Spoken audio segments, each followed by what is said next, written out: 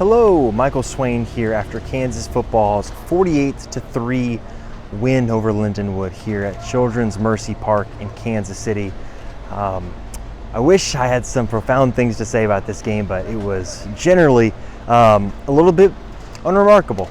You know, Kansas cruises to a really comfortable win. It wasn't the fastest start from KU as they knocked off some rust early, but this was a game I think you really saw KU dominate and look like a team that, if they're going to achieve the things that I think the players have the goals of, this is what you do to a mediocre FCS team.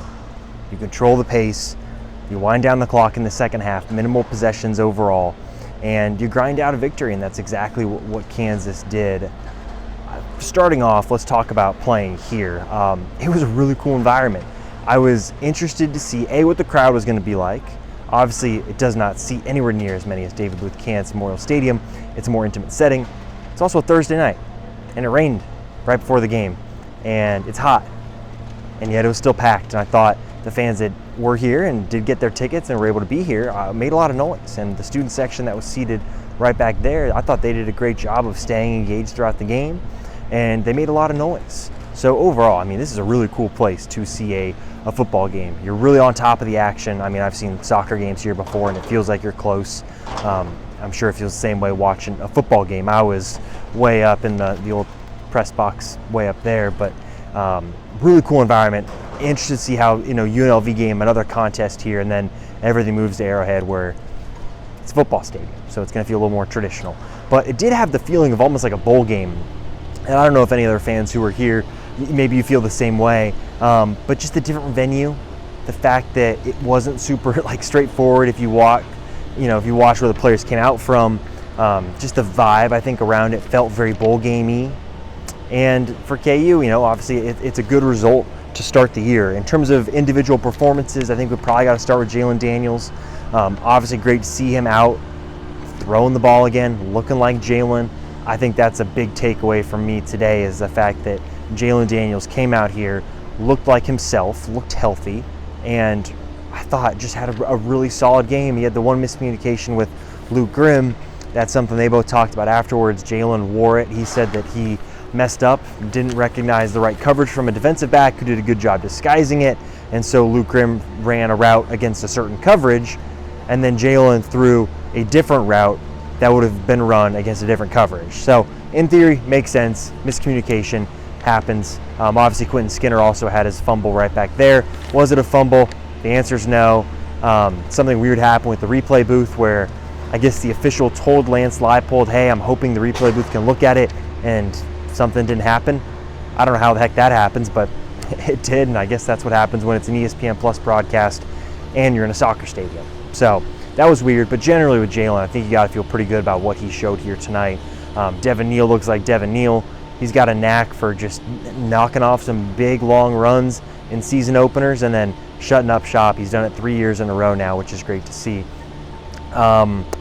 Defensively, man, that unit just flew around. There's some athletes there now, and I think that's really clear to see, and that's a huge thing for KU when you think about the ceiling of what this defense could be. Now, it's Lindenwood. I feel like you kind of got to keep saying that because it's a mediocre FCS team. So, of course, Kansas is going to look like it's got more physical players. It's got better athletes because it does. Next week, we'll learn a lot more when KU goes to Illinois. But for a season opener, and as season openers go, I think it was pretty smooth sailing for KU. I think the great part is the fact that KU was able to get so many players on the field today. And this could be the only opportunity for some of these guys to play all year. Like Mikey Pauley, it's great to see that he's able to get on the field because there's a very good chance he does not play again this season. And so for him, it's a great experience, right? A Kansas City kid getting to play in Kansas City for KU. I mean, that's a pretty cool story. Would I love to see Isaiah Marshall? Sure. But I'm selfish and I'm kind of crazy about seeing, the underclassmen play and seeing what the future holds for some of these guys. But I think generally it's a great thing for KU that they're able to see so many players get on the field, get some game reps. Was it pretty? No.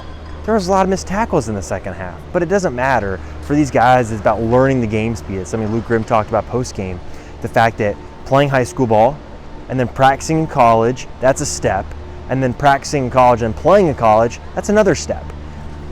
And so some of those guys got to learn by trial by fire today. But I thought overall, defense looked good. We talked to Dean Miller afterwards. Again, he looked like he should in a game like this. If he's going to be the guy that is the starting weak side defensive end for KU, the guy that's going to potentially lead the team in sacks, given the position and the snap count he'll play, he looked like he should in this game, which I thought was really positive. So overall for KU, I think you got to feel really good about things. Now there's some extra time for rest. It's something I'll write about on the website over the weekend is, KU now gets equal rest time to Illinois, so it's not an advantage over Illinois, but it's still equal rest time. And now there's an extra couple of days. They'll be able to get a day off. They'll have Sunday off. They'll practice Monday, and they'll be good to go for this week. So overall, really positive game for KU. What can you expect on the website? Well, first of all, we'll have a podcast out Saturday. No, tomorrow's Friday. See, this is so weird. Playing on a Thursday really screws me up. Podcast on Friday with Kevin. Then next week we'll get back into our usual podcast schedule like mentioned on the episode earlier this week. Plenty of content coming to you on the website. We do have a 75% off sale going on right now. So for about $26, $27, you can get 12 months of VIP access.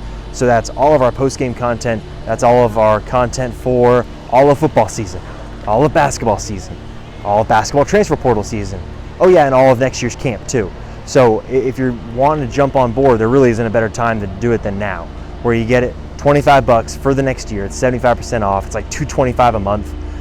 It's a great price, and so definitely go and check it out at fog.net. We provide lots of VIP coverage analysis from myself that goes much more in depth than just a 8-minute video like this, and a lot more in the recruiting coverage side, and obviously as basketball heats up, plenty of basketball coverage too. So those are my thoughts. Good start to the season for KU. Really don't think you can ask for very much more.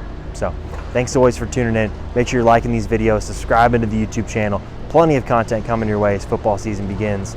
Really excited about what the next few weeks and months could hold for this KU team. So we'll always have you covered at fog.net. Thanks.